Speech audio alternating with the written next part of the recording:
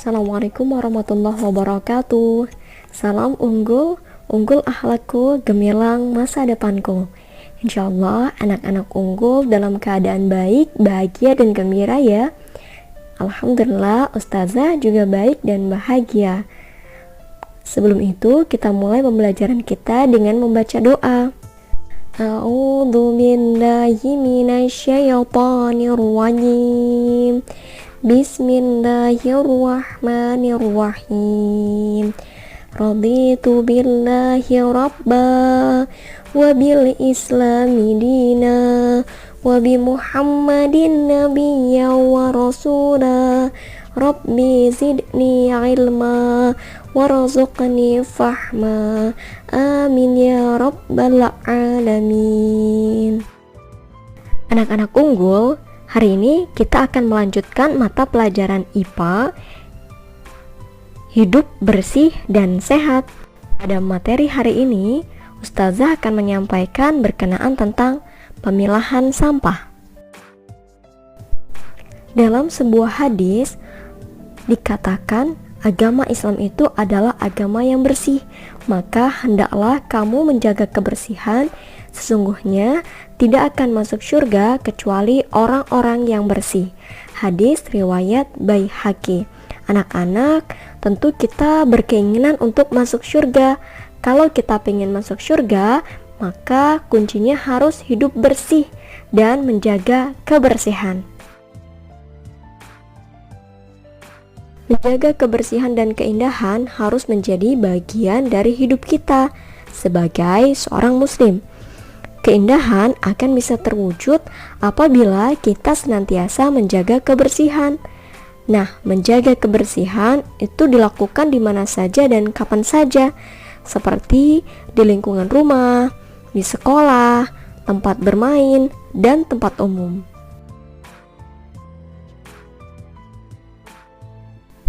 Bagaimana caranya kita agar hidup bersih dan sehat berada di tempat main dan tempat umum?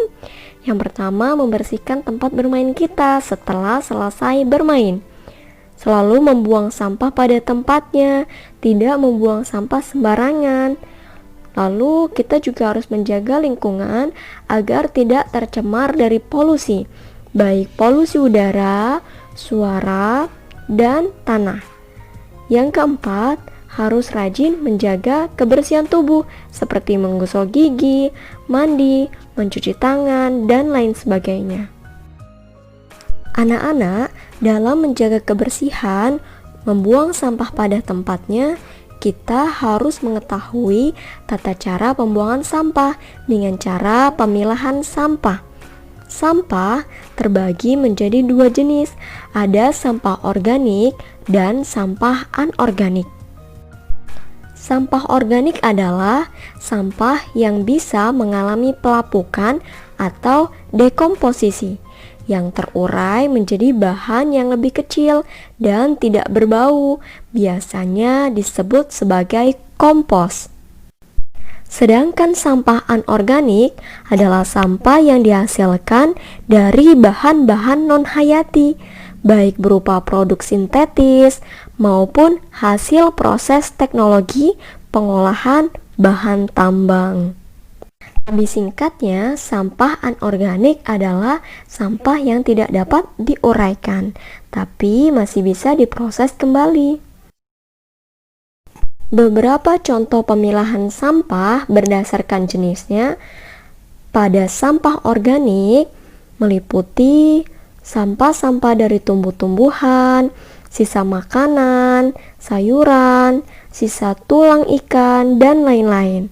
Sedangkan sampah dari jenis anorganik contohnya adalah kertas, plastik, dan barang-barang logam. Setelah sampah dipilah, maka ada tahap berikutnya, yaitu pengolahan sampah.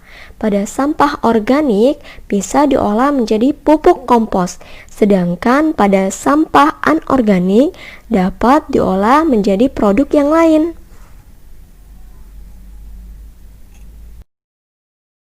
Terdapat 3 cara mengolah sampah dan berikut contohnya.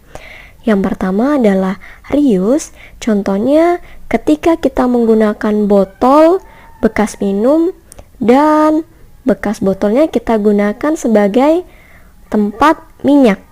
Yang kedua, reduce.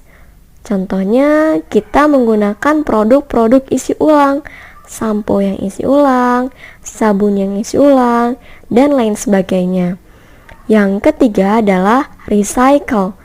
Contohnya, kita dapat membuat kotak pensil dari botol bekas atau dari bekas pasta gigi. Anak-anak, selanjutnya anak-anak silakan mengerjakan tugas pada kegiatan 2 di buku tematik tema 4 halaman 196.